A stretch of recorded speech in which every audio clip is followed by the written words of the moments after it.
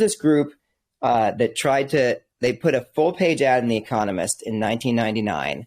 They got $1 million in trust and they said, we want to build a city based on objectivism. Will any country let us? And they got nothing, no answer. Now, part of the reason is that the way that you develop business government clients is not by just posting an ad in The Economist. It's by networking and getting to know them, having meetings or whatever. But also countries were just not open to that at that time.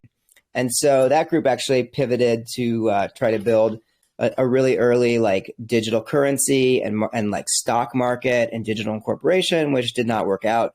But it was just not possible. Governments were not willing to fragment their sovereignty or delegate it to cities the way they are now.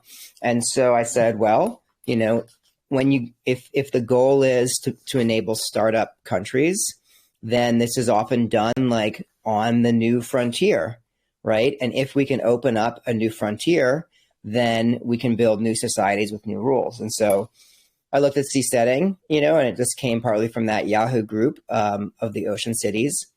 And so I spent years and years working on, kind of the engineering practicality and the law. So the law of the sea is really interesting from a polycentric law standpoint. So the way it works is that if you're on a ship, now not like a fixed platform, it has to be movable. If you're on a ship and you're out past 12 nautical miles, you're under the law of the country whose flag you fly, which is the country that you've registered with to franchise their sovereignty. Now, you're not allowed to exploit resources. That's owned by the coastal state, any kind of fish, oil and gas, any of that.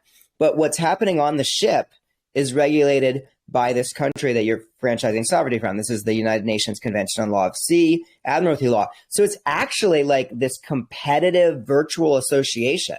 It's still one legal system on the entire vessel, but it is competitive governance, which is amazing.